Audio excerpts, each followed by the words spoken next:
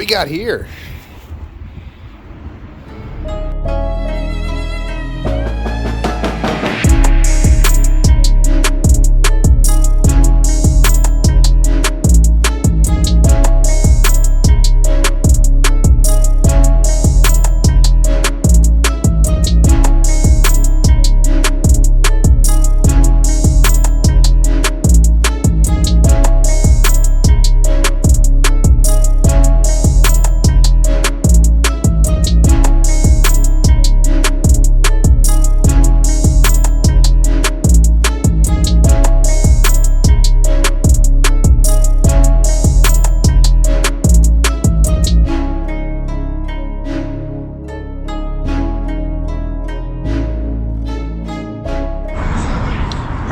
Set of Avid One wheels.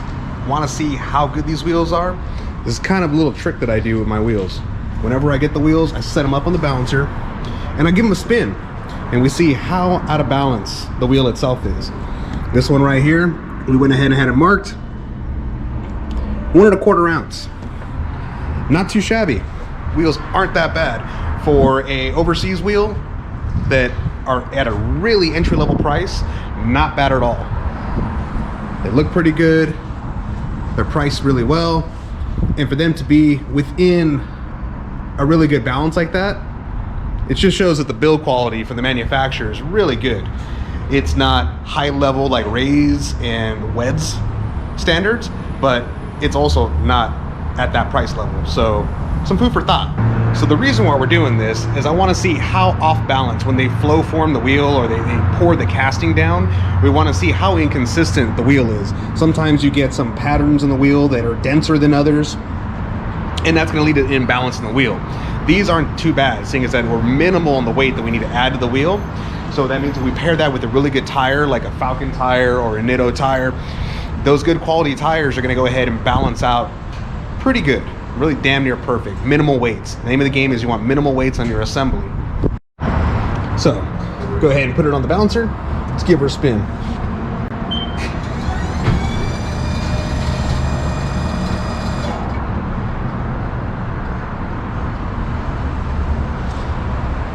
And we're 1.25, just like the other wheel.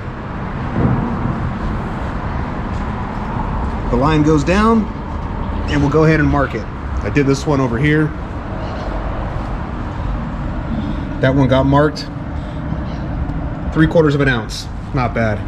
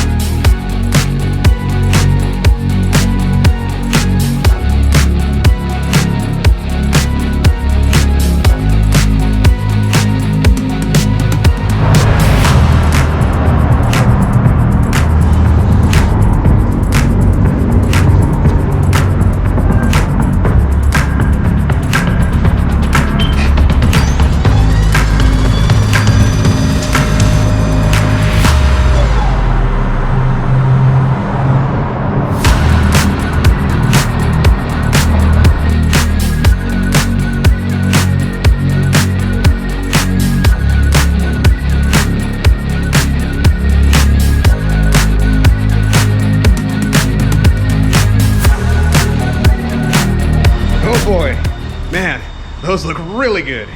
Super stoked. Got them at a bargain. Like I said, the wheels weren't that expensive. The tires, those 615K pluses, they are a steal at the prices that they sell them for. You go to Nitto's, you're gonna be paying about double the amount for the tires. You go to anything else, about double. Bang for the buck, 615Ks, can't beat them, man. They look great. They have that great tread profile. Couldn't be any happier. Super, super stoked.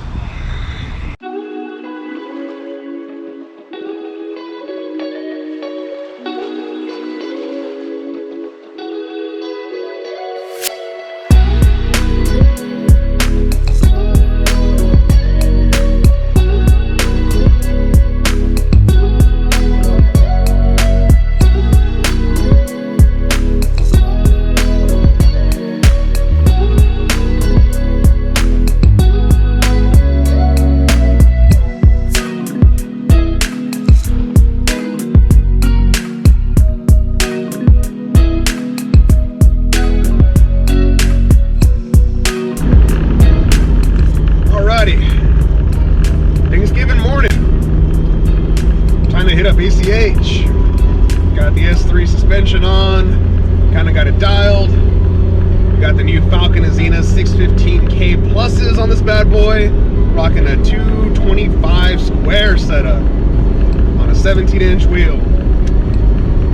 Still got some bounce, still got some porpoising going on, but we'll take it slow. Take it slow, try it out, see how she fares. As soon as we get up there, get the tires up to temp, and yeah, hopefully it's a good day.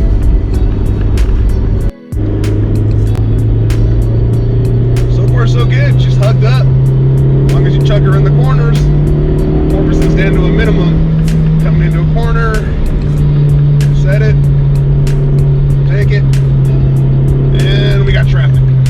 Oh, here we go. Thank you, buddy. Went ahead and pulled over.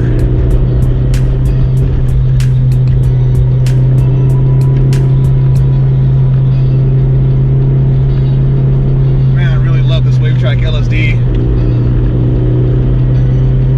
It's like you can steer the car with the throttle. It's awesome.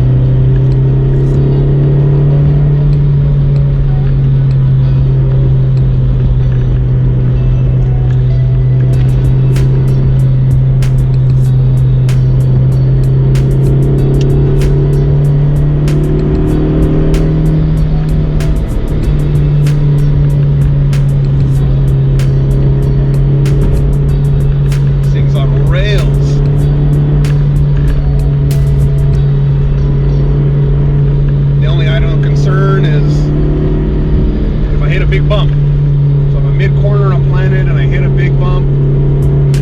How bad is it going to upset the chassis?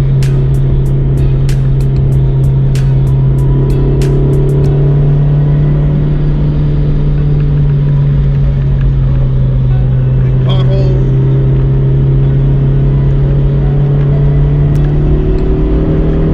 Not shabby. Not too shabby. Coming in, breaking in, turning in.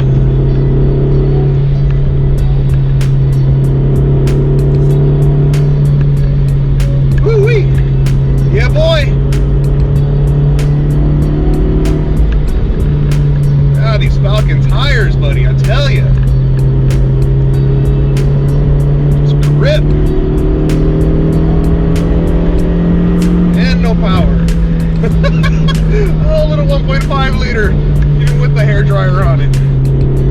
And we got traffic. I would say not bad, folks. She's ready for track day. She's ready for track day. And we got a ripper.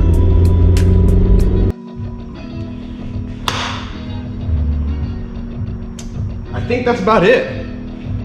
Got the new S3 suspension on her. Got her dialed in. Our first impressions, as you saw, I wasn't too happy with it. I had the older tires set on it, the taller sidewall. It was a lot more supple of a sidewall, and it just wasn't paired well with the springs. Took some advice from the guys at S3, and we went ahead and went with the Falken tire, went with a stiffer sidewall, went a little wider while we were at it. It really pairs well with the 7K springs. Granted, 7K springs on this vehicle, Still get a little bit of porpoising, a little bit of oscillation while I'm driving. It's not the most comfortable thing to daily drive, but boy, man, I tell you, in the canyons, when you chuck that thing in, she plants, she goes. It's like a go-kart. It is phenomenal. Totally dig it. Can't wait to really take this out and stretch your legs on the track. At that point, we'll really give the ability to get some feedback on it, and then we'll make another video after I track it. But so far, dialed in for the street, dude, I'm super, super stoked. Ride height, I've been getting some flack for it. Little on the high side, that's for a reason. The given suspension geometry on this car, and I'll show you in a second, tie rod ends, perfectly level. As the car sits on its weight, tie rod ends, perfectly level. Shortest distance between 2 lines, or 2 points, is a straight line. Steering, effortless. No bind, turning radius, phenomenal. Suspension geometry, things are able to articulate in equal manner up and down. We're not fully squatted, things aren't at a full bind, you know, when it compresses. The rear's a torsion beam, no adjustment in the rear. Keeping this ride height also keeps its geometry where it needs to be. The toe, the camber, perfect where it is. So all in all, I mean, dude, it's great, love it. Final notes, S3 suspension. Great, bang for the buck suspension. You got a group of guys that really love this sport. They are really apt to give you feedback, give them information on your vehicle. They want to see you succeed. Between the lot of them, got a lot of feedback on the car. Like I said, I went from a setup that I wasn't too happy with to a setup that it's there, and we're constantly making progressions. If I continue to not really track this thing and I want to go ahead and do more street duties with it, then maybe I'll go down in spring rate, and that'll make things a little more livable on the day-to-day. But the coilovers themselves, yeah, they're made overseas, but they're made to their specifications. Valving is to their specifications. Damper fluid, the damper fluid made by Molly, I believe. So they got a Molly fluid in there, really good fluid. If you ask other entry-level damper companies, they don't even know what fluid's in their dampers. So that's kind of a red flag. Fluid is key, kind of like engine oil. It's got to be able to withstand heat. It's got to be able to maintain its viscosity or centistoke while it's being subjected to said heat, so that the valving condition is the same throughout its cycle. As it starts to heat up, if you have a really subpar fluid, what's going to end up happening is it thins out, and then it just acts differently. So for consistency purposes, you want to make sure that fluid is of quality. They've done that. Springs. They've paired up their coilovers with Swift springs. And we all know Swift, some of the best in the industry. Japanese-made springs. They really, really are a metallurgy company. So they focus on how their springs react, the nature of their springs. They do a lot of development, shows in the product. Put the two together, I mean, sky's the limit. Them being such a small company, they're gonna go ahead and be able to work with you on your project. And like I said, it's not an end-all motorsport system, but heck, dude, you'll have a lot of fun with it. You'll grow with it. Right now, I know they primarily do the Honda market. I know they do some stuff for the Toyotas. They've done the MR2 Spiders. Hopefully they'll make me a kit for my 350Z and we'll get the Godspeeds out of there. But at the end of the day, happy with the system, happy to see where the company goes. Keynote on setting up the suspension. As you've learned through this video, not happy to being happy. Nothing's really changed. Same damper, same spring. Changed tires to accommodate the spring that I chose. But all in all, it is a subjective thing in setting up the car. It was me establishing a set point. Hey, this is where we started. Putting some knowledge, asking a lot of questions, putting that gained knowledge into effect and setting up the car. Like I said, the dampers haven't changed. Spring rate hasn't changed. The settings have changed. Playing with damping settings. And then learning that, hey, on a one-way, compression is fixed. You're setting up primarily your rebound in these type of dampers. Accommodating the sidewall to accommodate the spring rate. All those things kind of come into effect and making it what it is now. So when you're setting up your alignment, you really have to ask yourself, what do you need from the vehicle? and then move forward. Work with the shop like ourselves. There's tons of great alignment guys, especially in Southern California. You got ourselves, you got the guys over at Che Works, you got the Darren over at West End. A lot of good talented suspension guys out there. And you know, we all love this stuff. So we geek out, we're happy to work with the customer as long as they realize, hey, this is a subjective thing. Give us some information, good information in, good information out. You know, it's an ever-growing thing. And as you progress as a driver, things change.